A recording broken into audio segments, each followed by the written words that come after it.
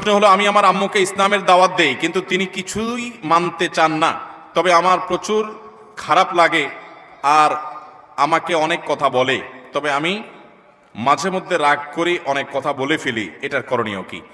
অনেক সময় মা বাবা ভুল পথে থাকে, সন্তানরা হেদায়েতের পথে আসে। বাংলাদেশে আলহামদুলিল্লাহ ঘরে ঘরে আজ এরকম দৃশ্য আমরা দেখি, যেটা খুবই আনন্দের, যে মা বাবার কপালে এখনো হেদায়েত আসে নাই, সন্তানকে আল্লাহ তাআলা হেদায়েত দিয়েছেন। আছে না নাই? এরকম যদি হয় তাহলে স্মরণ করবেন সাহাবী আবু হুরায়রা রাদিয়াল্লাহু তাআলা আনহুর কথা। আবু হুরায়রা রাদিয়াল্লাহু তাআলা আনহুকে আল্লাহ তাআলা হেদায়েত দিয়েছিলেন, অথচ তার মা তখনও হেদায়েত পান নাই। আবু হুরায়রা কি করেছেন? মায়ের সাথে বেয়াদবি করেছেন? মাকে গালিগালাজ বকাঝকা দিয়েছেন? না। তিনি মাকে যেরকম হেদায়েতের জন্য দাওয়াত দিতেন, দাওয়াত দিলে মা তাকে মারধর করতেন। বয়স্ক ছেলে বড় হয়ে গেছে, সেই ছেলেকে প্রহার করতেন, তারপরে তিনি মায়ের সাথে বেয়াদবি করতেন না। এরপরে নবীজির কাছে এসে বলতেন, ইয়া রাসূলুল্লাহ, আমার মার জন্য একটু হাত তোলেন, আপনি আল্লাহর কাছে একটু দোয়া করেন। নবীজি আল্লাহর কাছে দোয়া করে দিয়েছেন যে আল্লাহ আবু হুরায়রার মাকে হেদায়েত দান করেন। আবু হুরায়রা বাসায় গিয়ে দেখেন রাদিয়াল্লাহু তাআলা আনহু যে তার মাকে আল্লাহ তাআলা হেদায়েতের জন্য প্রস্তুত করে দিয়েছে, তিনি ঈমান এনেছেন। অতএব মা বাবাকে হেদায়েতের জন্য চোখের পানি ফেলবেন, দোয়া করবেন, অন্যদের মুরব্বীদের নেককারদের দোয়া চাইবেন, এবং সেই সাথে মা বাবাকে হিকমতের সাথে বিনয়ের সাথে দাওয়াত দিবেন। তারা যদি কটু কথা বলেও আপনি পাল্টা কটু কথা বলবেন না। মনে রাখবেন, মা বাবা এমন এক বিষয় যে আল্লাহ তাআলা বলেছেন, তারা যদি তোমাকে কুফরি করতে বলে, তোমার মা যদি তোমাকে দুই নম্বরই করতে বলে, খারাপ কাজ করতে বলে, আল্লাহর অবাধ্য হতে বলে, ফালা তুতি'হুমা, তাহলে মা বাবার সেই কথা মানবা না। ওয়া সাহিবহুমা ফিদ দুনিয়া মারুফা, কিন্তু দুনিয়াতে মা বাবার সাথে সুন্দরভাবে জীবন যাপন করবা। বিধায় মা বাবার সাথে বেয়াদবি কোনো যুক্তিতে করা যাবে না। এরপর প্রশ্ন, আমি বিয়ে করতে চাই কিন্তু আমি মাদ্রাসায় পড়তেছি, পরিবারের অবস্থা ভালো নয়, বিয়ে করলে পড়াশোনা করতে পারবো না, আর না থাকাটা অনেক, বিয়ে করা ছাড়া থাকাটা অনেক কষ্ট হচ্ছে, আমি পড়াশোনা করতে চাই এবং এর থেকে বাঁচতে চাই, এখন আমি কি করব? আমার ঈমান আমল ঠিক রাখতে চাই। অনেক যুবকদের এই প্রশ্ন, কারণ যুবকদের চরিত্রকে ধ্বংস করার জন্য হাজার হাজার জাল বিছিয়ে রেখেছে শয়তান। আজ যুবকরা নিজেদের চরিত্র বাঁচাতে পারছে না, কঠিন হয়ে যাচ্ছে। যুবকদেরও করণীয় আছে। নাম্বার 1, হারামের জায়গাগুলো, ফিতনার জায়গাগুলো থেকে সরে আসতে হবে। আল্লাহ কোরআনে বলেছেন, ওয়ালা তাকরাবুজ জিনা, তোমরা জিনার কাছেও যেও, কারণ আল্লাহ জানেন এটা এমন একটা জায়গা, কাছে গেলে আর সে ফিরে আসাটা তার জন্য টাফ হবে। এজন্য কোনো মেয়ের সাথে প্রয়োজন ছাড়া ইনবক্সে গিয়ে ইটিস পিটিস আলাপ সালাপ, কেমন আছেন আপা, বাড়ি কোথায়, কি খাইছেন, কোন দেশে বাড়ি, কি পড়ালেখা করেন, এই বেহুদা আলাপ শুরু করবেন। এরপর আস্তে আস্তে শয়তান আপনাকে নিচে নামায় ফেলবে, কোথায় চলে গেছেন এরপর টেরও পাবেন না। আল্লাহ রাব্বুল আলামিন এমনি এমনি পর্দার বিধান দেন নাই। প্রথমে এক নজর দেখবেন, এরপরে জল্পনা কল্পনা করবেন, এরপরে একটু নম্বর নিবেন, ফেসবুক আইডি নিবেন, হাই হ্যালো হবে, আলাপ সালাপ হবে, এরপরে যেতে যেতে কোথায় চলে যাবেন, আপনার পড়াশোনা ধ্বংস হতে পারে, ক্যারিয়ার ধ্বংস হতে পারে, সব শেষ হতে পারে, মা বাবার অবাধ্য হতে পারেন, অসামাজিক হতে পারেন, আল্লাহর নাফরমান হতে পারেন, অনেক কিছু হয়ে যেতে পারে, পরে টেরও পাবেন না। এই জন্য আল্লাহ তাআলা বলেছেন, আগে থেকে বাদ দাও।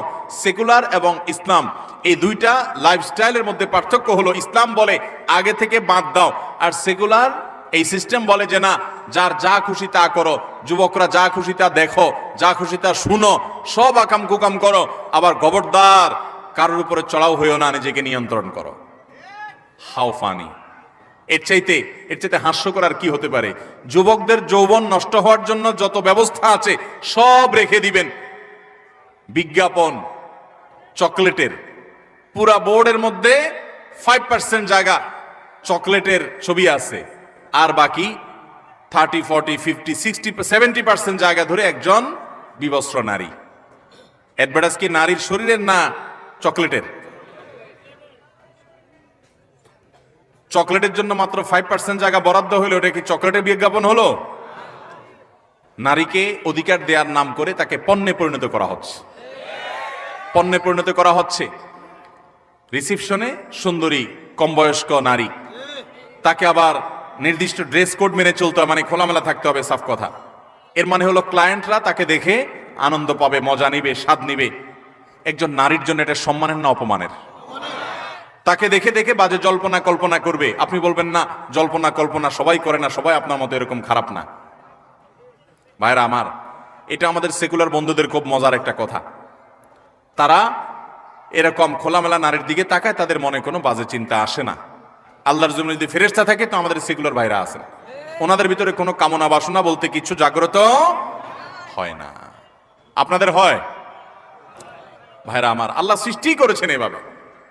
বিধায় নিজের যৌবনকে হেফাজত করার জন্য জেনার জায়গাগুলো থেকে অনেক আগে থেকে বাদ দিতে হবে। চোখের হেফাজত করতে হবে, চোখের পর্দা করতে হবে। নারীরা তাদের সৌন্দর্যের পর্দা করবে, ছেলেরা তাদের চোখের পর্দা করবে, সমান্তরালভাবে চলবে। এক। দ্বিতীয় করণীয় হলো, যুবকরা খুব দ্রুততার সাথে উপার্জন শুরু করবেন। আমি যখন মাদ্রাসায় পড়ি, বয়স আমার অনেক কম, তখন থেকে আমি উপার্জন শুরু করি। উপার্জন অনেক আগে থেকে শুরু করবেন, বেকার বসে থাকবেন না। এই যে কিশোর গ্যাং তৈরি হচ্ছে, এই যে যুবকরা নানান বিপথে চলে যাচ্ছে, কুপথে চলে যাচ্ছে, বখাটে হচ্ছে, এগুলোর অন্যতম একটা কারণ হলে কোনো কাজ কাম নাই। যদি কাজ কাম থাকতো তো রাত 3টা বাজে ওই বিশ্বকাপ দেখার জন্য জেগে থেকে আশপাশে মিছিল বাইর করে মানুষের ঘুম হারাম করতো না।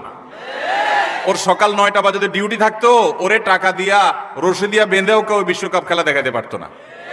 যেহেতু কোনো কাজ কাম নাই, বেকার, দেশে বেকারের সংখ্যা দিন দিন বাড়ছে, এই জন্য দেখবেন ফাউল কাজের সংখ্যাও দিন দিন। অতএব যুবকরা যারা বিয়ে করতে চান, যেখানে যাই এরকম একটা চিরকুট আমাদের ধরায় দেন, মুরব্বীদেরকে বোঝানোর জন্য, আপনাদেরকে তাড়াতাড়ি বিয়ে দেওয়ার জন্য। আপনারা নিজের টাকা পয়সা কামাই করা শুরু করেন না কেন? টাকা পয়সা কামাই করা শুরু করলে মেয়ের বাপরা এমনি টেনে ছুঁড়ে নিয়ে যাবে। নিজেরা টাকা পয়সা কামাই করবেন না, বাপের মাথার উপরে বসে বসে খাবেন, আবার বিয়ে করে আরেকটাকে আইনা খাওয়াইতে বলবেন। এটা কোন ধরনের কথা? অতএব দ্বিতীয় করণীয়, 1 নম্বর করণীয় হলো জেনার জায়গাগুলো থেকে বাঁচেন, তাহলে আপনি গুনাহ থেকে বাঁচতে পারবেন। দ্বিতীয় করণীয় হলো উপার্জন শুরু করে দেন বিসমিল্লাহ পড়ে। ছাত্র জীবনে উপার্জন করা যায়, তাহলে বেহুদা কাজ থেকে বাঁচতে পারবেন এবং স্ত্রীর ভরণ পোষণ মোহরের ব্যবস্থা করতে পারবেন। বাপের মুখের দিকে সারা বছর তাকায় থাকতে হবে না ইনশাআল্লাহ। আর তৃতীয়ত, মুরব্বীদের দায়িত্ব। আমি সব জায়গায় বলি, বাবারা, চাচারা যারা আছেন, কান খাড়া করে শুনেন। আপনার সন্তান উপযুক্ত হওয়ার পর আর দেরি করবেন না। আপনি যদি তথাকথিত পায়ে দাঁড়ানোর নাম দিয়া ছেলেকে বুড়া বানায় ফেলান, 25, 30, 35 বয়স পর্যন্ত নিয়ে যান, তাহলে আপনার এই সন্তান তলে তলে যে জেনা, ব্যভিচার, মনের জেনা, চোখের জেনা লিপ্ত হবে, এর দায়ভার সে তো তারটা বহন করবে, আপনাকেও বহন করতে হবে। আমি প্রায় বলি, আমাদের বাপ চাচা মুরব্বীরা যারা আছেন, 70-এর ঘরে যাদের বয়স, 60-এর উপরে যাদের বয়স হয়ে গেছে, খোঁজ খবর নিয়ে দেখেন, ওনাদের বেশিরভাগ বিয়ে হয়ে গেছে খুব অল্প বয়সে। 20 বছর, 21 বছর, 22 বছর বয়সে বেশিরভাগ চাচারা বিয়ে করছে, খবর নেন, 90% তাই পাবেন। আপনাদের বাপেরা আপনাদেরকে বিয়ে দিয়েছে অনেক অল্প বয়সে, অথচ এত অল্প বয়সে বিয়ে না দিলেও চলতো। আপনাদের এত অল্প বয়সে বিয়ে না দিলেও চলতো, কারণ তখন এত ফিতনা ছিল। এখন যত ফিতনা বের হয়েছে, আপনার চাইতে আরো আর্লি আপনার ছেলেকে বিয়ে দেওয়া উচিত, আপনার মেয়েকে বিয়ে দেওয়া উচিত। বাবারা, আপনারা জানেন না পোলাপান এখন কোন গলি গলি ঘুরে, কোন চিপা চাপায় ঘুরে, আপনারা জানেন না। আপনি শুধু মসজিদে যান, বাড়িতে আসেন, আর মনে করেন ছেলে আইসা লম্বা লম্বা সালাম দেয় ফেরেশতার মতো। এই ছেলে মেয়ে তারা হাজার হাজার ফিতনার হাতছানি তাদেরকে ডাকছে। তাদের চরিত্র বাঁচাবার জন্য তাদেরকে অবশ্যই উপযুক্ত হওয়ার পর আর বিলম্ব না করে বিয়ের ব্যবস্থা করুন। আল্লাহ তাআলা আমাদের মুরব্বী চাচাদেরকে হেদায়েত দান করুন, তাদের দিলগুলোকে আল্লাহ তাআলা নরম করে দেখ। যুবকদেরকে আল্লাহ হেদায়েত দান করুক, তারা বেকার কাজ ছেড়ে উপার্জন করা শুরু করে দেখ। চেষ্টা করবো তো ইনশাআল্লাহ। এরপরে প্রশ্ন হলো, দেনমোহর পরিশোধ না করলে বিয়ে হয় না, এটা কি সঠিক? দেনমোহর পরিশোধ না করলে স্ত্রী নাকি হারাম হয়ে যায়? দেনমোহর এটা স্ত্রীর প্রাপ্য। আল্লাহ বলেছেন, ওয়া আতুন নিসা আস-সাদুকাতিহিন্না নিহলা, তোমরা স্ত্রীর মোহর পরিশোধ করো, এটা তাদের প্রাপ্য অধিকার, এটা দিতে হবে। যদি কেউ স্ত্রীর মোহর নগদ না দেয়, বাকিতে রাখে যে পরে দেব, বিয়ে হয়ে যাবে কিন্তু দিতে হবে, এটা সঠিক না। যে মোহর যদি না দেয় তাহলে জেনা হবে, মোহর না দিলে বিয়ে হবে না, এটা সঠিক না। তবে হ্যাঁ, এটা ঠিক যে মোহর যদি না দেয়, অনেক মানুষ আছে বিয়ে হয়ে গেছে 20, 30, 40 বছর বয়স হয়ে গেছে, এখনো বইয়ের মোহর দেয় নাই, আছে না নাই? খুব লজ্জার কথা, খুব লজ্জার কথা। আমাদের মহিলারা তাদের অধিকার সম্পর্কে, শরীয়ত ইসলাম তাদেরকে কত অধিকার দিয়েছে তারা জানে না। তারা যদি জানতো, আমাদের নাকে বর্ষি লাগায় ঝুলাইতো। স্ত্রীর মোহর আপনি পরিশোধ করেন নাই, এটা তার পাওনা কি পাওনা না? আপনি তার কাছে দেনাদার। অতএব কথা নিচের দিকে তাকায় বলবেন, উপর দিকে না, কারণ আপনি তার কাছে কি দেনাদার। দেনাদারের মুখ বেশি উপরে উঠার কথা, নিচের দিকে তাকায় থাকবেন। এবং আমি প্রায় বলি, দরখাস্ত লিখবেন বউয়ের কাছে, যদি মনে হয় যে এত টাকা মোহর ধরছে মুরব্বীরা, যে এই টাকা দেওয়ার ক্ষমতা আমার নাই, কামাই করে 20-30 হাজার টাকা, মোহর ধরছে 20 লাখ টাকা, কেমনে দেব? কিন্তু ধরে ফেলছে, আপনি তখন রাজি হয়ে গেছেন, কাজ হয়ে গেছে, এখন আর কিছু করার নাই, দিতেই হবে। মরে যাবেন, এই বউ কিয়ামতের ময়দানে বলবে চান্দু মোহর দিয়ে সামনে আগাও, কোনো রক্ষা হবে। শরীয়তের মাসআলা হলো, কেউ যদি মারা যায়, স্ত্রীর মোহর যদি পরিশোধ না করে, তার সম্পদ সহায় বিক্রি করে আগে বউয়ের মোহর, অন্যান্য পাওনাদারের পাওনা যেরকম দিবে, স্ত্রীর মোহরও আগে দিতে হবে। এরপরে থাকলে ছেলে মেয়েটা ভাগ বটরা হবে। এই জন্য পোলাপান নিজেরা নিজেদের মায়ের মোহর বাপের কাছ থেকে বুঝে নেওয়ার জন্য হেল্প করেন, না হলে মুরব্বী মারা যাওয়ার পরে কিন্তু আপনার ভাগে জুটবে না, সব আপনার মা মোহর হিসেবে পাবে। কথা কি বুঝাতে পারছি? যদি বইয়ের মোহর দিতে কষ্ট হয়, অনেক ধরে ফেলছেন, মানকা চিপায় পড়ে গেছেন, তখন কিছু বুঝেন নাই, রাজি হয়ে গেছেন, মুখ দিয়ে রুমাল দিয়ে বসারে দিছে, 10 লাখ 20 লাখ ধরছে, হো হো করে রাজি হয়ে গেছেন, এখন তো ফাইসা গেছেন, দিতে হবে, কি করবেন? এবার বইয়ের কাছে মোহর লেখেন, দরখাস্ত লেখেন, বরাবর বরাবর সম্মানিতা স্ত্রী, বিষয় মোহর কমিয়ে দেওয়ার আবেদনপত্র, যথাবিহিত সম্মান প্রদর্শন পূর্বক নিবেদন এই যে, আমি আপনার অবাগা হতবাগা কপাল পড়া স্বামী, আমি একজন ফকির মিসকিন গরিব মানুষ, আমার যে মোহর ধার্য করা হইয়াছে 10 20 30 লাখ টাকা, ইহা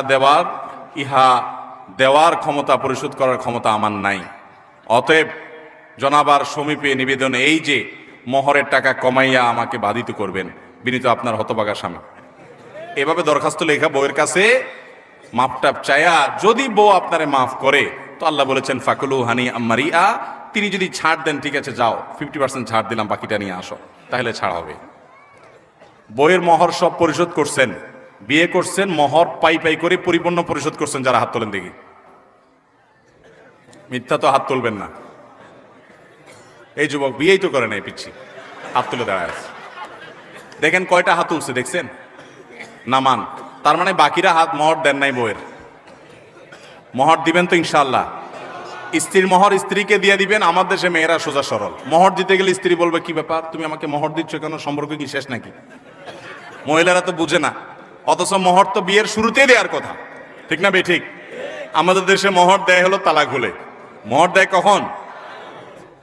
এটা কেমন কথা? মোহর সাথে তালাকের সম্পর্ক নেই, মোহর সাথে বিয়ের সম্পর্ক। মোহর দেওয়ার কথা কখন? বিয়ের সময়। আমাদের মেয়েরা যদি নবী করিম সাল্লাল্লাহু আলাইহি ওয়াসাল্লাম মেয়ে ফাতেমার মতো সচেতন হতো, শরীয়তের মাসআলা জানতো, তো আমাদের কপালে দুঃখই ছিল। ফাতেমা রাদিয়াল্লাহু তাআলা আনহা, তার সাথে যখন আলী রাদিয়াল্লাহু তাআলার বিয়ে ঠিক হয়, উনি নিজে নবী সাল্লাল্লাহু আলাইহি ওয়াসাল্লামের কাছে আর্গুমেন্ট করেছেন যে আমার মোহর অগ্রিম চাই, আগে পরিশোধ করে দিতে হবে। সাফ সাফ কথা। আজকাল যদি কোনো মেয়ে এরকম চায়, ছেলেরা বলবে ওরে বাবা রে, এই ডাইনির সাথে ঘর কেমনি করবো, অথচ এটা তার অধিকার, তার চাওয়ার রাইট আছে। আমাদের দেশে যত জমি জমা আছে, যারা দলিল ঘাটাঘাটি করেন, 100টা দলিল ঘাটাঘাটি করলে কয়টা দলিলে মেয়ে মালিকের নাম পাবেন জমিতে? তার মানে বোনদের ফুফুদের কোনো অধিকার দেশে দেওয়া হাতে গোনা কিছু মানুষ ছাড়া। আল্লাহ আমাদেরকে মেয়েদের অধিকার আদায় করার তৌফিক দান করুন। তাহলে দেনমোহর না দিলে বিয়ে হয়ে যাবে, জেনা হবে না, ঠিক আছে, কিন্তু সেটা পরিশোধ করতে হবে, না হলে আপনি আল্লাহর কাছে দায়ী থাকবেন এবং আপনার এটার জন্য প্রায়শ্চিত্ত করতে হবে। দোকানদার বিশ্বাস করে আমাকে তার ক্যাশে বসায়, আমি না বলে কিছু টাকা সরাই, এখন ফেরত দিতে চাই, কিন্তু তাকে বলে দিলে ফিতনা হবে, করণীয় কি? হতে পারে এরকম, অনেক ভাই কোনো কোম্পানিতে জব করেছেন, তখন কোম্পানির টাকা তিনি অবৈধভাবে নিজের পকেটে নিয়েছেন, সরিয়ে নিয়েছেন, আল্লাহর ভয় ছিল না। যখন আল্লাহর ভয় এসেছে, তার ঈমান তাজা হয়েছে, তিনি আলহামদুলিল্লাহ সেই টাকাগুলো ফেরত দিয়ে প্রায়শ্চিত্ত করতে চান। এটা কি অ্যাপ্রিসিয়েট এবং অভিবাদন করার উপযুক্ত কিনা বলেন? এটা ভালো কাজ না? মনে রাখবেন, একটা সমাজ সবচেয়ে সভ্য এবং ভালো সমাজে পরিণত হবে তখন যখন সমাজে মানুষ আল্লাহ ভীরু হবে, যখন মানুষের মধ্যে কি থাকবে? আল্লাহর ভয়। কদিন আগে আপনারা বিভিন্ন জাতীয় দৈনিকে দেখেছেন, একজন ভদ্রলোক, বয়সে বেশ অনেক বৃদ্ধ হয়ে গেছেন, তিনি রেলওয়েতে চাকরি করেছেন এবং রেলের বহু ফাঁকি ঝুঁকি দিয়েছেন, টাকা পয়সা, অনেক সময় তিনি বিভিন্ন জায়গায় চড়েছেন, টিকিটের টাকা দেন নাই, বিনা টিকিটে ভ্রমণ করেছেন, ইত্যাদি ইত্যাদি। পরবর্তী তিনি রেল কর্তৃপক্ষের সাথে সাক্ষাৎ করে দেখা করে তার সকল টাকার আনুমানিক সর্বোচ্চ, এর বেশি হবে না, এরকম একটা ফিগার তিনি সরকারি ঘরে জমা দেওয়ার জন্য হাজির হয়েছেন। তার ভিতরে এই চেতনা আসার একমাত্র কারণ হলো আল্লাহর ভয়, আল্লাহর ভয় ছাড়া আর কিছু। অতএব যদি কারোর এরকম বোধোদয় হয়, সে সৌভাগ্যবান যে মৃত্যুর আগে আগে সে নিজেকে শুধরাবার সুযোগ পেয়েছে, আলহামদুলিল্লাহ। এখন কথা হলো, আপনি যে দোকানে চাকরি করেছেন, যে কোম্পানির কাজ করেছেন, সেখান থেকে টাকা আপনি সরিয়েছেন, হারাম কাজ করেছেন, এখন সেই কাজগুলোকে আপনি, সেই টাকাগুলো আপনি কি করবেন? উত্তর হলো ওই মালিককে আপনি ফেরত দিবেন। এখন কথা হলো, মালিককে যদি বলে ফেরত দিতে যাই তখন উল্টা ঝামেলা হবে। যদি ঝামেলা হবে মনে হয় তাহলে এক কথা, আর না হলে আরেক কথা।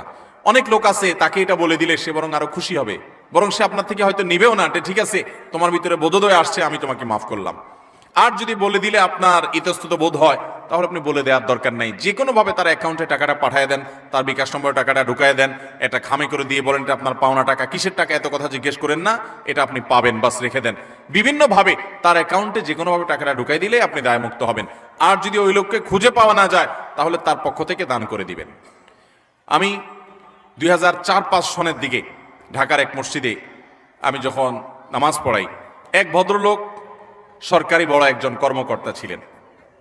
তিনি কয়দিন পর পরই তার জমি জমা দান করেন, অমুকটা অমুক গরিব মানুষকে দিয়ে দেন, মাদ্রাসায় দিয়ে দেন, মসজিদে দিয়ে দেন, অনেক বেশি একসাথে দিয়ে দেন। উনি আমার কাছে একবার এসে বললেন, হুজুর ছেলে মেয়েরা তো পারলে আমাকে মারে। আমি বললাম সমস্যা কি? বলো যে সমস্যা হলো এত বেশি দান করি, একটা জায়গা পাইছি, এটা একজনকে দিয়ে দিছি, ওইটা একটা মাদ্রাসাকে দিয়ে দিছি, ওইটা একটা এতিমখানাকে দিয়ে দিছি।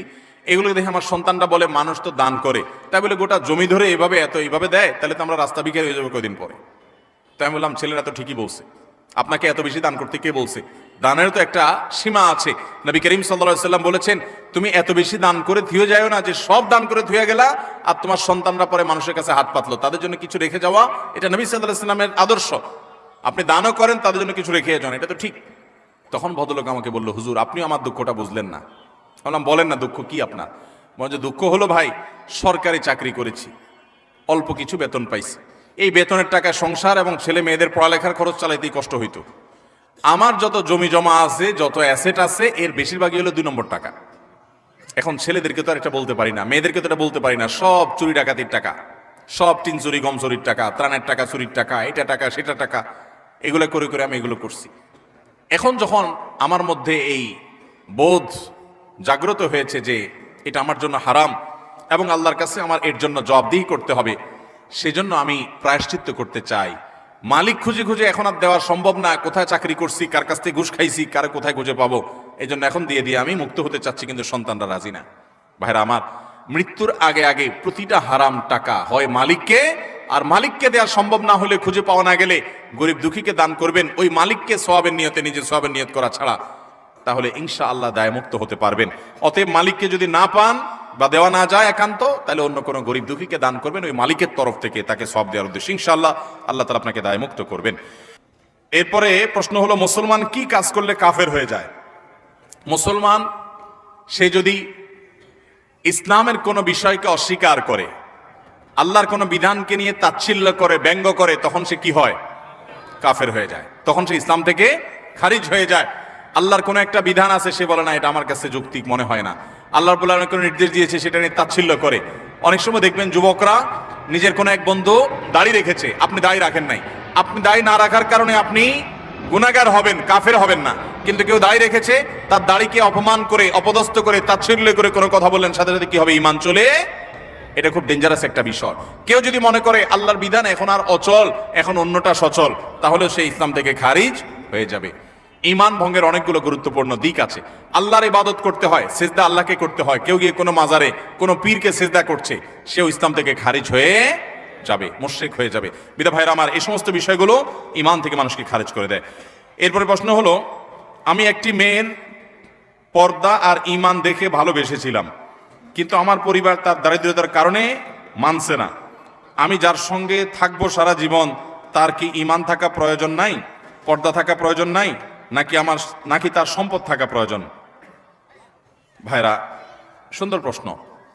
বহু যুবক আছে, যদিও আগে ভুলটা বলি, কোনো মেয়ে পর্দানসীন, কোনো মেয়ে দিনদার নামাজি, এটা দেখে আপনি তাকে ভালোবাসছেন, মানে প্রেম করছেন। বিয়ের আগে এই 2 নম্বর কাজটাকে নাম দিছে আমাদের সমাজে কি? প্রেম। এটা নাকি ভালোবাসা। আরে ভাই, ভালোবাসাটা হবে লিগাল, স্বামী স্ত্রীর ভালোবাসা, সেটা হবে প্রকৃত ভালোবাসা। যাই হোক, যদি মেয়ে ধার্মিক হয়, দিনদার হয়, সে আবার প্রেম করে কেমনে? তাহলে বোঝা গেল এই মেয়ের ধার্মিকতায় ঘাটতি এবং কমতি আছে। তারপরেও আপনার কাছে মনে হয়েছে আপনার কপালে এর চেয়ে ভালো জুটবে না, সে নামাজ কালাম পড়ে, বোরকা পরে, হালাল হারাম বুঝে, আল্লাহর ভয় আছে, তো আপনি তাকে দিনদারিতার কারণে, হয়তো আপনি প্রেমে জড়ান নাই, দিনদারির কারণে বিয়ে করতে চান, কিন্তু বাবা মা বিয়ে দিতে রাজি না। একই কথা উল্টা ক্ষেত্রে হয়, অনেক মেয়ে অনেক ছেলের দিনদারিতার কারণে বিয়ে করতে চায়, বাপ মা তাকে দিতে চায় না। ভালো করে শুনে রাখেন, যদি কোনো বাপ মা শুধু পয়সাওয়ালা পাত্র পাত্রী খোঁজে, ও যে কথিত আছে না যে আজকাল বিয়ে হয় মানুষের সাথে মানুষের খুব কম, বেশিরভাগ হয় এক পক্ষে টাকার বস্তা, আরেক পাশে ময়দার বস্তা। এক পাশে ময়দার বস্তা, আরেক পাশে টাকার বস্তার সাথে ময়দার বস্তার বিয়ে হয়। তো অভিভাবকরা যদি এরকম টাকার বস্তা খোঁজে, এছাড়া বিয়ে না দেয়, তাহলে আপনি দিনদারিতাকে অগ্রাধিকার দেওয়ার অধিকার আপনার আছে। আপনার বাবা মার এই অধিকার নাই যে সে আপনাকে দিন বিমুখ কোনো পাত্র পাত্রীর সাথে বিয়ে করতে বাধ্য করবে, এই অধিকার তাদের নাই। তাদেরকে অন্যদেরকে দিয়ে বোঝাবেন, তাদেরকে যে কোনোভাবে সম্মত করাবেন যে দিনদারিকাতে অগ্রাধিকার দাও। তারপরও যদি তারা দুনিয়া ছাড়া কিছু না বুঝে, আপনি বিনয়ের সাথে সেখানে দ্বিমত করার এবং আপনি দিনদার জীবন সঙ্গী নির্বাচন করার রাইট আছে। তবে এই ধরনের বিষয়গুলোতে বিচক্ষণ কোনো আলেমের সাথে পরামর্শ করবেন, কারণ অনেক সময় আপনি যেটাকে আপনার পক্ষের মনে করছেন সেটা শয়তান আপনার সামনে সুশোভিত করে তুলে ধরতে পারে। অনেক সময় মুরব্বীরা দিনদারিতার বিরোধিতা করে না, কিন্তু আপনার কাছে মনে হচ্ছে দিনদারিতার বিরোধিতা করছেন। এই জন্য ব্যালেন্স করার জন্য কোনো বিদগ্ধ আলেমের সাথে ব্যক্তিগতভাবে পরামর্শ করে তারপর ডিসিশন নেবেন। এরপরের প্রশ্ন হলো, কিছু মানুষ মসজিদে জায়নামাজ বিছিয়ে জায়গা দখল করে রাখে, বিশেষ করে ঈদের নামাজের সময় এই কাজটি অনেক বেশি দেখা যায়, এটা কতটুকু শরীয়ত সমর্থন করে? ভাইরা আমার, আমাদের দেশে অপকর্মটা বিভিন্ন মসজিদে ঈদগাহে হয়। মসজিদে ইমাম সাহেবের পেছনে 4-5টা জায়নামাজ দখল করা থাকে, এগুলাতে কেউ বসতে পারে না, কারণ এখানে অমুক সাহেব তমুক সাহেব তারা বসে। আছে না না এরকম? এই কাজটা পরিষ্কার গুনাহের কথা। এরকম জায়নামাজ দিয়ে জায়গা দখল করা জায়েজ। যদি এমন হয় যে আপনি জায়নামাজ নিয়ে এসে বসেছেন, জায়নামাজ নিয়ে এসে বাসা থেকে বসেছেন, এখন আপনি ওয়াশরুমে গেছেন 2 মিনিট 4 মিনিটের জন্য ওযু করতে গেছেন, তাহলে এখানে আপনি আপনার জায়গা যেহেতু বসছেন আগে এসে এটা রেখে গেলেন, এটা একটা পর্যায়ে গ্রহণযোগ্য। কিন্তু আপনার আসার খবর নাই, আগে থেকে মুয়াজ্জিনকে দিয়ে একটা জায়নামাজে দখল করে থুয়ে দিয়েছেন, আসবেন সবার শেষে যায় দাঁড়াবেন জায়নামাজে। এই মাতবরি, এই সর্দারি এবং এই মাস্তানি দুনিয়ার সব জায়গা চললেও মসজিদে চলবে। মসজিদে যে আগে আসবে সে আগে বসবে, এখানে আগে জায়গা দখল রাখা সম্পূর্ণ নাজায়েজ এবং গুনাহের কথা। এটা মসজিদের সাথে বেয়াদবি, আল্লাহর শানে বেয়াদবি। মসজিদে আসছেন গোলামি করতে, গোলামের আবার সেখানে কিসের ভাবসাব যে আমার সামনে জায়গা থাকবে? আপনি বলবেন আমি মসজিদের মোতাওয়াল্লি সাহেব, কোনো মোতাওয়াল্লি সাহেবের জন্য জায়গা রাখা জায়েজ নাই। আপনি মোতাওয়াল্লি, এই জায়গাটা আপনি আল্লাহকে দান করে দিয়েছেন না দেন নাই? আল্লাহকে যখন দান করে দিয়েছেন, এরপরে আবার ওই জায়গাতে আপনার কোনো সে থাকতে পারে? এখন অন্য 10 জন মুসল্লি আর আপনার মধ্যে কোনো পার্থক্য? এরপর যদি আপনার ভাবসাব আর খবরদারি সেখানে জাহির করতে চান, তাহলে বুঝতে হবে যে আপনার দান ভালো করে হয় নাই। আপনি আগে আসবেন, আগে বসবেন, পরে আসবেন, পরে বসবেন। কোনো মানুষকে বাধাগ্রস্ত করে ইমাম সাহেবের পিছনে 5-7টা 10টা জায়নামাজ রাখে, এটা জাহিলি যুগের, আইয়ামে জাহিলি যুগের মানুষের বর্বরতা। এটা কোনো সভ্যতা নয়, এটার শরীয়তে কখনো জায়েজ হতে পারে। কোনো আলেম এটাকে জায়েজ বলার কোনো সুযোগ নেই। আল্লাহ আমাদের মুরব্বীদেরকে হেদায়েত দান করুন। তারা আগে আসলে আগে বসবেন, পরে আসলে পিছনে বসবেন। মসজিদে এসে জুমার দিনে যদি মানুষের কাঁধ ডিঙ্গায় ডিঙ্গায় সামনে যায়, নবী করিম সাল্লাল্লাহু আলাইহি সাল্লাম জাহান্নামের ব্রিজ অতিক্রম করে জাহান্নামে যাওয়ার সাথে তুলনা করেছেন। অতএব এই কাজটা কখনো করা যাবে? মসজিদের ইমাম সাহেব, মুয়াজ্জিন সাহেবরা মুরব্বীদেরকে বিনয়ের সাথে বুঝাবেন এবং তাদেরকে আহ্বান করবেন যে আমরা মসজিদে আল্লাহর গোলামি করতে আসছি, গোলামি করতে এসে আবার কোনো ভাবসাব থাকা উচিত না। এরপরে প্রশ্ন হলো, লাশের পাশে কোরআন পড়া কতটুকু যৌক্তিক? কোরআন পড়া, ভাই, কোরআন তো জীবিত মানুষকে শোনাবার জন্য, হয় নিজে তেলাওয়াত করবেন, নিজে বুঝবেন, পড়বেন, আমল করবেন, সওয়াব নেবেন, অথবা আপনি যদি শুনাইতে চান কোনো জীবিত মানুষকে শুনাতে পারবেন। একজন মানুষ মারা গেছেন, তাকে আর শোনানোর ক্ষমতা আপনার। অতএব লাশের পাশে চারপাশ ঘিরে ধরে কোরআন তেলাওয়াত করা, মাদ্রাসার ছেলেদেরকে ডেকে এনে ভাড়া করে টাকা পয়সা দিয়ে কোরআন খতম করার যে রেওয়াজ আমাদের সমাজে প্রচলিত আছে, এটা নবী আলাইহিস সালামের আদর্শ না। মানুষ মারা গেছে, যত দ্রুততার সাথে সম্ভব তার গোসল দিয়ে দাফন কাফন করে তাকে কবরস্থ করতে হবে, এটাই হলো নির্দেশনা। আর তার জন্য দোয়া করবেন, দান সাদেকা করবেন, নেক আমল করবেন, ইসালে সওয়াব করবেন, সেটা ভিন্ন কথা। কিন্তু লাশের পাশে বসে কোরআন পড়ার বিশেষ কোনো বৈশিষ্ট্য নাই।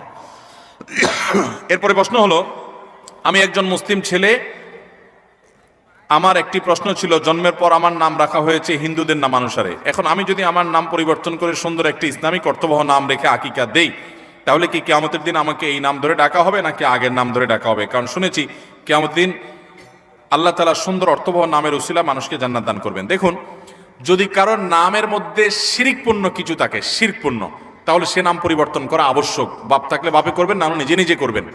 আর যদি শিরিকপূর্ণ না থাকে কিন্তু নামটা হয়তো অত সুন্দর না, তাহলে সেটা পরিবর্তন করা আবশ্যক না। আর যদি ভুল নাম সংশোধন করে নতুন নাম রাখা হয় তাহলে এটার জন্য কোনো আকিকা দিতে হবে না। কারণ আকিকার সাথে সম্পর্ক হলো সন্তানের জন্মের, এর সাথে নাম রাখা পুনরায় নাম রাখার কোনো সম্পর্ক। আমরা অনেকে মনে করি যে নতুন করে নাম রাখলে আকিকা দিতে হয়। আমরা ছোটবেলায় গ্রাম দেশে শুনেছি যে কারোর যদি নাম হয়তো একটা নাম রাখা হয়েছে যেটা সবাই ব্যঙ্গ করে, তো একটা ভালো নাম রাখার চেষ্টা করা হয়, ওই জন্য গরু জবাই করে সবাই খাওয়াইতো। এটার উদ্দেশ্য ছিল পুরো এলাকার মানুষকে ডেকে এনে খাওয়ায়া আনুষ্ঠানিক ঘোষণা দেওয়া যে অমুকের নাম এখন আর এটা না, এখন এটা। এটা হলো নামটা, ভালো নামটা ঘোষণা করার জন্য, ওর সাথে আকিকার কোনো সম্পর্ক। অতএব যদি কারোর নাম খারাপ থাকে, অর্থবহ না থাকে, তাহলে সেটা চেঞ্জ করা যেতে পারে, এর জন্য আকিকার দরকার নাই, জাস্ট ঘোষণা দিয়ে চেঞ্জ করে ফেললে হয়ে গেল। কিছু আমলের গুরুত্ব বোঝাতে গিয়ে বলা হয় আমলকারীর মৃত্যু চাই, শুধু বাকি না হয় ওই আমলের সাথে সাথে সে বেহেশতে চলে যাবে, অর্থাৎ মৃত্যু হলেই সে জান্নাতে চলে যাবে। প্রশ্ন হলো কিয়ামত এখনো বাকি, কিয়ামতের দিন হিসাব নিকাশের পর বেহেশত দোজখ নির্ধারিত হবে নাকি মৃত্যুর সাথে সাথে, বিস্তারিত জানতে চাই। প্রশ্ন অনেকে হয়তো বুঝেন না। প্রশ্নটা হলো যেমন আয়াতুল কুরসি সম্পর্কে হাদিসে বর্ণিত আছে, 5 ওয়াক্ত নামাজের পর যদি কেউ আয়াতুল কুরসি পাঠ করে 5 ওয়াক্ত সালাতের পর, ওই ব্যক্তি আর জান্নাতে যাওয়া, এই দুইটার মধ্যে একমাত্র বাধা থাকে মৃত্যু, অর্থাৎ মৃত্যু হলেই সে জান্নাতের নেয়ামতে সে প্রবেশ করতে পারে। প্রশ্ন যিনি করেছেন চমৎকার প্রশ্ন, তিনি জানতে চেয়েছেন যে জান্নাত জাহান্নামে তো কিয়ামতের ময়দানে বিচারের পরে মানুষ ঢুকবে, মৃত্যুর পর সাথে সাথে যে জান্নাতে যাবে বলা হচ্ছে, এটা কিভাবে সম্ভব? প্রশ্ন বুঝতে পারছেন? এটার উত্তর হলো মানুষের মৃত্যুর পর কবরে যখন সওয়াল জবাব হয়, লোকটা যদি দিনদার হয়, নেককার হয়, মুত্তাকি হয়, জান্নাতের সাথে তার রুহের একটা কানেকশন আল্লাহ তাআলা করে দেন, সেটা ফিল করতে থাকে, ভোগ করতে থাকে। চূড়ান্তভাবে জান্নাতের যে দৈহিক প্রবেশ সেটা হবে কিয়ামতের পরে, কিন্তু জান্নাতের নেয়ামতের উপভোগ তখন থেকেই শুরু হয়ে যায়। আর ওই কথাটাই হাদিসে বলা হয়েছে। এরপর প্রশ্ন হলো ওযুর সময় মেয়েদের মাথার কাপড় সরে গেলে কোনো অসুবিধা হবে কি? এই প্রশ্ন অনেক মা বোনরা করেন। আজকে লাইভও এক ভদ্র মহিলা এসার পরে লাইভ অনুষ্ঠানেও প্রশ্ন করেছেন। প্রশ্নটা হলো যে মহিলাদের মাথার কাপড় সরে গেলে ওযুর মধ্যে কোনো অসুবিধা হবে কিনা। উত্তর হলো ওযুর সময় মাথার কাপড় থাকতে হবে এমন কোনো বাধ্যবাধকতা নাই। পুরো ওযুর সময় যদি মাথার কাপড় না থাকে তাও ওযু হয়ে যাবে। দেখতে হবে যে কোনো গায়রে মাহরাম পুরুষ তাকে দেখছে কিনা। কোনো গায়রে মাহরাম পুরুষ নাই, বাসায় এখানে বাপ ভাই আছেন, স্বামী আছেন, সন্তান আছেন, তাদের সামনে তিনি ওযু করছেন বা অন্য নারীর সামনে ওযু করছেন বা একা একা ওযু করছেন, মাথায় কাপড় যদি টোটাল পুরো ওযুতে একবারও না থাকে তাতে কোনো অসুবিধা। আমরা সময় যেখানে জায়গা মাথা কাপড়ের সেটা দিই না, যেখানে মাথা কাপড় যাওয়ার দরকার নাই সেখানে মাথা কাপড় নিয়ে টানাটানি করি। আজানের সময় অনেক মহিলা মনে করে যে ঘরে আছে একা একা কেউ নেই, তারপরে আজান শুরু হয়ে গেছে তাড়াতাড়ি মাথায় কাপড় দেওয়া শুরু করে। আছে না নাই? এখানে মাথা কাপড় দেওয়া জরুরি না তো, যদি কোনো গায়রে মাহরাম পুরুষ থাকে তখন আজান না হলেও মাথায় কাপড় দিতে হয়। আর যদি কোনো গায়রে মাহরাম পুরুষ না থাকে সেখানে আপনার জন্য মাথা কাপড় দেওয়া জরুরি। আপনি রিল্যাক্সে থাকতে পারেন, মাথা কাপড় দিতেও পারেন, নিচেও থাকতে পারে। এখন কথা হলো ওযু। ওযু করার সময় আপনি যখন মুখ ধোবেন একেবারে চুলের গোড়া পর্যন্ত পানি যেতে হবে, এই কানের লতি পর্যন্ত পানি যেতে হবে। তাহলে এই জায়গাগুলোতে পানি পৌঁছানোর জন্য মাথায় কাপড় থাকলে অনেক সময় ভিজে যাবে, এই জন্য সরাই নিয়ে আপনি ভালো করে ধুলেন, অবশ্যই জায়েজ আছে। আবার যখন মাথা মাসা করবেন, ভিজে হাত যখন উপর দিয়ে দিবেন, অনেক সময় কাপড় ভিজতে পারে, এই জন্য কাপড় সরাই দিয়ে আপনি পুরো মাথা মাসে করলেন, অসুবিধা নেই। তাহলে খোলাসা এবং সারাংশ কথা হলো ওযুতে মেয়েদের মাথা কাপড় দিয়েই ওযু করতে হবে এমন কোনো বাধ্যবাধকতা। মাথা কাপড় রেখে যদি ওযু করতে পারেন ওকে, আর যদি সরেও যায় তাতে কোনো অসুবিধা নাই। সাধারণ গোসল করার পর নামাজ পড়ার জন্য আবার ওযু করার প্রয়োজন আছে কিনা? অনেক লোক আছে দেখবেন গোসল করার পর আবার নতুন করে ওযু করে, আছে না নাই? গোসল শেষ উনি আবার বিসমিল্লাহ পড়ে ওযু শুরু করছে। এটা একটা নিষ্প্রয়োজনীয় কাজ, কোনো দরকারি কাজ না, বেদরকারি কাজ। আপনি যদি সুন্নাহসম্মত গোসল করেন তাহলে গোসলের সাথে বাই ডিফল্ট ওযু অটোমেটিক হয়ে যায়, আলাদা করে ওযু করার আর দরকার। সুন্নাহসম্মত গোসল কোনটা? আপনি গোসলের জন্য যখন ওয়াশরুমে ঢুকলেন, প্রথম কাজ হবে শরীরে বা কাপড়ে কোনো জায়গায় নাপাক থাকলে সেই নাপাকটাকে ডলে আগে ধুয়ে ফেলেন। ভালো করে ডলে পরিষ্কার করে ফেলছেন, আলহামদুলিল্লাহ, প্রথম কাজ শেষ। এরপর দ্বিতীয় কাজ কি? এবার 2 হাতের কবজি ভালো করে ধুয়ে কুলি করেন, নাকে পানি দেন, মুখ ধোন 3 বার, হাতের কনুই পর্যন্ত 3 বার ধোন, দুনো হাত, মাথা মাসা করেন। ওযুর সব কাজগুলো শেষ, শুধু একটা বাকি আছে, পা ধোয়া। পা ধোয়াটা থাকুক বাকি। এবার আপনি মাথায়, কাঁধে, শরীরে পানি ঢেলে গোসল করেন। ওয়াশরুম থেকে বের হওয়ার সময় 2 পা একেবারে ইয়া পর্যন্ত, টাকনু পর্যন্ত ধুয়ে এরপর আপনি বের হয়ে চলে যান। তাহলে অজু এবং গোসল একসাথে হয়ে গেছে, আলাদা অজু করার দরকার নাই। অনেকে এরপরে আবার আলাদা অজু করতে চায়, এটা একরকম বলতে পারেন বিনা প্রয়োজনে কষ্ট। এরপরে প্রশ্ন হলো, আমাদের এলাকায় ধর্মীয় অনুষ্ঠানে হিন্দুদের দোকান থেকে মিষ্টি ব্যবহার করা হয়, এই এলাকায় কোনো মুসলমানের দোকান নাই এমন নয়, তাহলে এটা কি জায়েজ হবে? দেখুন, কোনো খাবার হিন্দুর দোকান থেকে কিনলে হারাম হয়ে যাবে ব্যাপারটা কিন্তু সেরকম না। দেখতে হবে যে খাবারটা পাক কিনা। যদি কোনো হিন্দু খাবারের মধ্যে কোনো নাপাক মেশা, তাহলে সেটা নাপাক হবে, যার কারণে এটা খাওয়া হালাল হবে না, কেনা হালাল হবে। আবার কোনো মুসলমানও যদি একই কাজ করে, সেটাও কি হবে? হারাম হবে, সেটা কেনা জায়েজ হবে।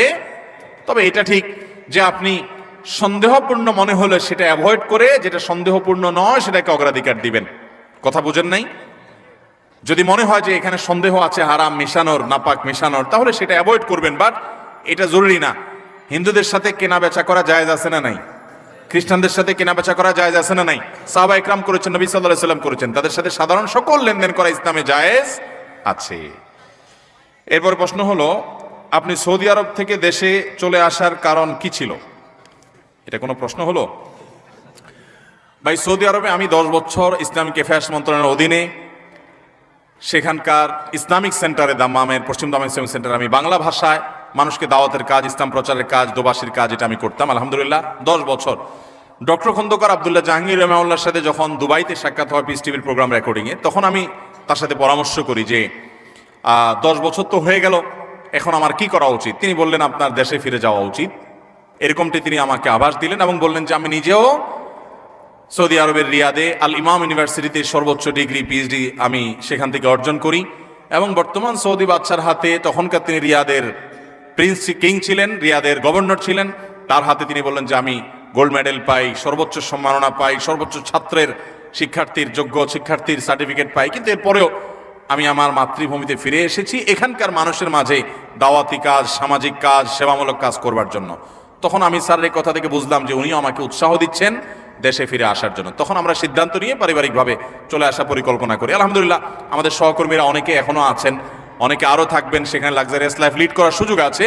কিন্তু দেশে কাজ করা এটা নানা দিক থেকে চ্যালেঞ্জিং, অনেকটা আসতে হয় সম্পূর্ণ শঙ্কার মধ্যে, কিন্তু আল্লাহর পরে ভরসা করে চলে আসতে হয়। আমাদের অনেক তরুণ ভাইয়েরা আছেন যারা আমেরিকাতে যাওয়ার জন্য, ইউরোপে যাওয়ার জন্য, কানাডাতে, জার্মানিতে, বিভিন্ন দেশে একটু হালুয়া, রুটি, পনির, বার্গার খাওয়ার জন্য, পিজা খাওয়ার জন্য, সুন্দর পরিবেশে থাকার জন্য সিরিয়াল ধরে কিভাবে সেখানে যাবেন। সেখানে যান শিক্ষা অর্জন করার জন্য, শিক্ষা শেষ নিজের দেশে ফিরে আসেন, এদেশকে গড়ে তোলেন, এদেশকে কিছু দেন। আমি জানি এদেশকে দেওয়া এত সোজা না, এদেশকে দিতে গেলে আপনাকে বরং উল্টা আরো অনেক কিছু সহ্য করতে হবে। সৎভাবে চলতে গেলে এদেশে অনেক বাধা হয় জানি, এরপরেও দিন শেষে দেশটা আমার, আমি এদেশের মানুষ, আমার যোগ্যতা অনুযায়ী এদেশকে আমাকে দিতে হবে। আমি আরেক জায়গায় গেলে সুখে থাকলাম, এটা কোনো আদর্শ মানুষের লাইফ হতে পারে। হ্যাঁ, কেউ যদি সেখানে দাওয়াতের উদ্দেশ্যে থাকে, ইসলাম প্রচারের জন্য থাকে, দেশের কল্যাণে, মানুষের কল্যাণে থাকে, ভিন্ন কথা। অনেকে আছে পশ্চিমা দুনিয়াতে যে দেশে যা জমি জমা ছিল, ভিটা বাড়ি ছিল, এগুলো বিক্রি করে নিয়ে ওখানে ঘর বাড়ি জমায়, আছে না নাই? খুবই দুঃখজনক কথা।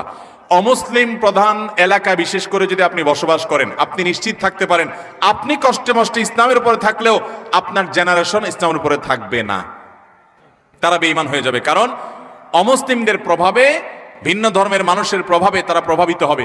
একটা জেনারেশন হয়তো আপনার ছেলে মেয়েকে আপনি বাঁচায় রাখতে পারবেন, কিন্তু তারপরের জেনারেশন আর টিকায় রাখতে পারবেন, এবং এর জন্য আল্লাহর কাছে আপনাকে জবাবদিহি করতে হবে। যেন নবী সাল্লাল্লাহু আলাইহি ওয়াসাল্লাম বলেছেন, লা তুসাকিনুল মুশরিকিনা ওয়া লা তুজামিউহুম ফামান সাকানাহুম আও জামাআহুম ফালাইসা মিন্না ফালাইসু মিন্না ওয়ালাস্তু মিনহুম।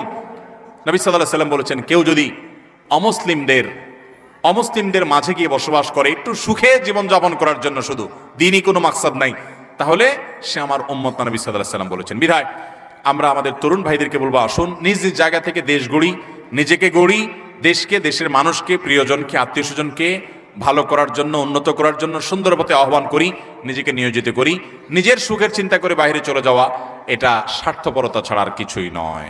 তো আমার চলে আসার পেছনে আব্দুল্লাহ জাহাঙ্গীর রহমাল্লাহর ওই কথাটি বড় বেশি ভূমিকা ছিল।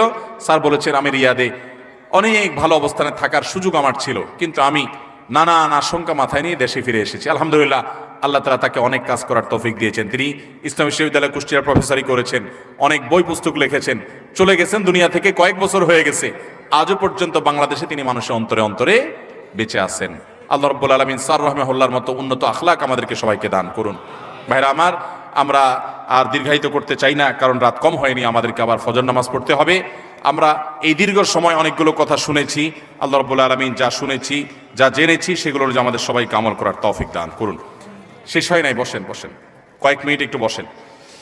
ভাই, আমরা যে আলোচনা করেছি, আলোচনার আলোকে আমি সর্বপ্রথম প্রশ্ন, যে উত্তর দিতে পারবেন হাত তুলবেন।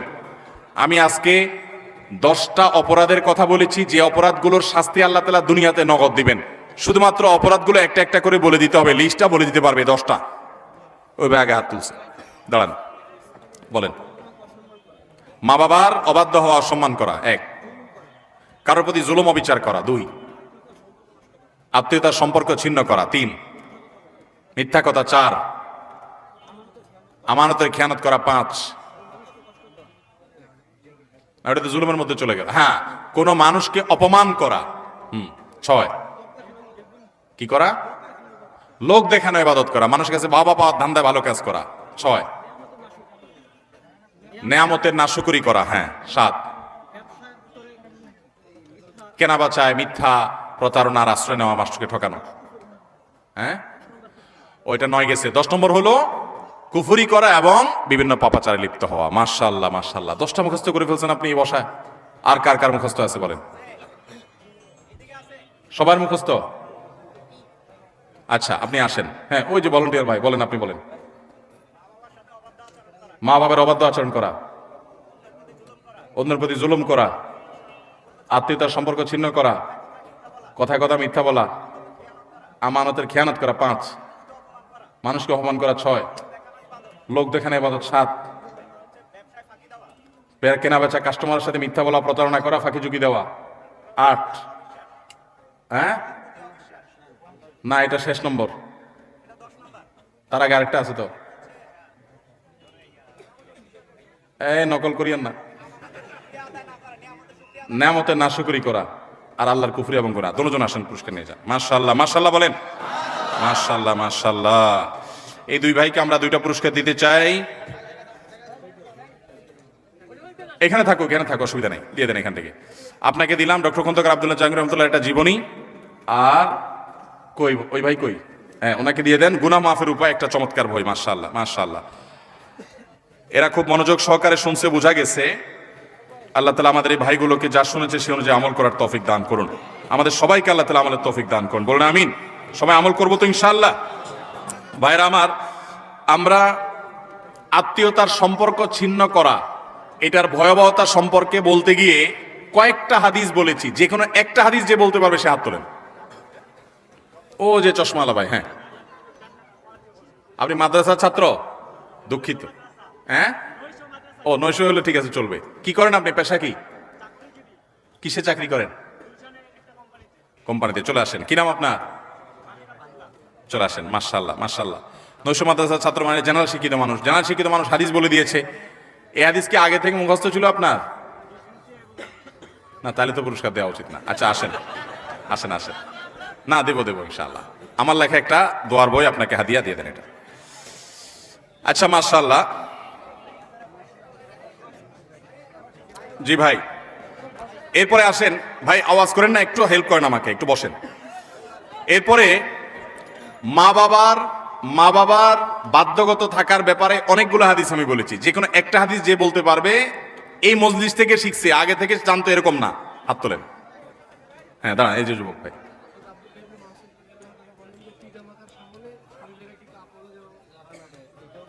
আব্দুল ইবনে আব্বাস রাদিয়াল্লাহু তাআলা আনহু, মাসউদ না। মাশাআল্লাহ, দিয়ে দেন পুরস্কার, উত্তর সঠিক। মাশাআল্লাহ মাশাআল্লাহ, আল্লাহ তাআলা কবুল করুন আপনাকে। মাশাআল্লাহ মাশাআল্লাহ মাশাআল্লাহ, জাযাকুমুল্লাহ খাইর। আচ্ছা,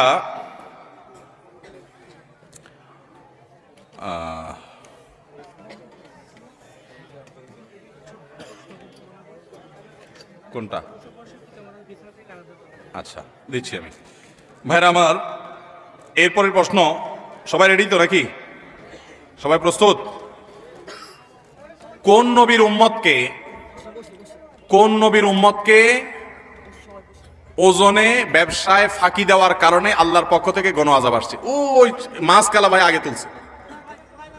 শুআয়ব আলাইহিস সালাম। চলে আসেন, উত্তর সঠিক। দিয়ে দেন ভাইকে এই পুরস্কার। মাশাআল্লাহ মাশাআল্লাহ মাশাআল্লাহ। ভাইরা আমার, এরপরের প্রশ্ন, আমি মহর সম্পর্কে একটা প্রশ্ন আসছে, যে স্ত্রীর মহর পরিশোধ না করলে জেনা হবে কিনা, বিয়ে বৈধ হবে কিনা। আমি মহরের গুরুত্ব বোঝাতে গিয়ে কোরআনের একটা আয়াত পড়েছি, ওটার বাংলা অনুবাদ যে বলতে পারবেন। ওই ভাই আগে হাত তুলছে, হ্যাঁ বলেন।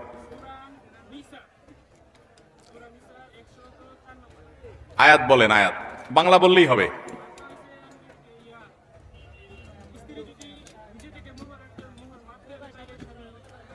ওই মাফেরটা আপনি বুঝলেন আর আগেরটা জানলেন না? মাফ করা পার্টি নাকি? মহরের গুরুত্ব বোঝাতে গিয়ে বলেছিলাম, ওই যে লাল লাল লাল হাতা ভাই বলেন, তোমরা স্ত্রীদের মহর ওয়াতুন নিসা as-সাদুকাতিহিন্না নিহলা, তোমরা স্ত্রীদের মহর তাদের প্রাপ্য অধিকার হিসাবে পরিশোধ করে দাও। এটা হলো নির্দেশ। মাশাআল্লাহ, আসেন, উত্তর সঠিক, নিয়ে যান পুরস্কার। আচ্ছা ভাই, আপনারা একটু বসেন, একটু হেল্প করেন। এই মজলিসে এমন কোন যুবক বা যে কোনো বয়সের এমন কোন মানুষ কি আছেন যে আজকের আলোচনার পর ব্যবসায় দোকানদারিতে মিথ্যা বলবেন না, প্রতারণা করবেন না, কাস্টমারকে ফাঁকি দিবেন না, 2 নম্বর কথা বলবেন না, বিক্রি হয় হোক না হয় না হোক, এই নিয়তে মজলিসে বসে করছেন, এরকম থাকলে কেউ হাত তোলেন। ওই যে কালো কালো টুপিওয়ালা, হ্যাঁ, আপনি কি করেন? কিসের চাকরি? আপনি চাকরি করেন? আর কে হাত তুলছিল? আচ্ছা বসেন, আপনি তো চাকরি করেন, আমরা একটু ব্যবসায়ী খুঁজতেছিলাম। হ্যাঁ যুবক দাঁড়ান। ফার্নিচারের দোকানদারি করেন আপনি? এক কাঠরে আরেক কাঠ বলে বেচেন? মাশাআল্লাহ, তো আপনি আগে থেকে ভালো, তাইলে আর আপনার পুরস্কার দেবো কেন? আমি তো নতুন ভালো খুঁজতেছি, তারপরও দাঁড়াইছে ভাই, ভাইকে এটা পুরস্কার দিয়ে দেন। মাশাআল্লাহ মাশাআল্লাহ। ভাইরা আমার, এবার আমার প্রশ্ন হলো, একটু সহযোগিতা করেন সবাই, একটু বসেন। এবার আমার প্রশ্ন হলো, আজকের পুরো আলোচনা এবং প্রশ্নোত্তর থেকে কমপক্ষে 5টা বিষয় যেটা আপনি নতুন করে শিখছেন, জানছেন, শিখছেন, এটা একটু কঠিন হয়ে যাবে। আচ্ছা দরকার নাই। আজকের আলোচনা থেকে, আলোচনা চলাকালীন সময় যারা মনে মনে নিয়ত করছেন যে এই খারাপ কাজটা আমি এবার ছেড়ে দিলাম, আর করব না, ওই যে যুবক আধা হাত তুলছিল না, আবার হাত নামায় ফেলছে, ওই যে টুপিওয়ালা ভাই, দাঁড়ান, টুপিওয়ালা। আচ্ছা হ্যাঁ যুবক পাঞ্জাবিওয়ালা, এই যে পাঞ্জাবিওয়ালা, হ্যাঁ তুমি আগে হাত তুলছিলা, হ্যাঁ দাঁড়াও, বলো। মা বাবার সাথে ভালো ব্যবহার করবা, আর এখন নিয়ত করে করে বলিও না, আলোচনার ফাঁকে ফাঁকে যে নিয়ত করছে সে।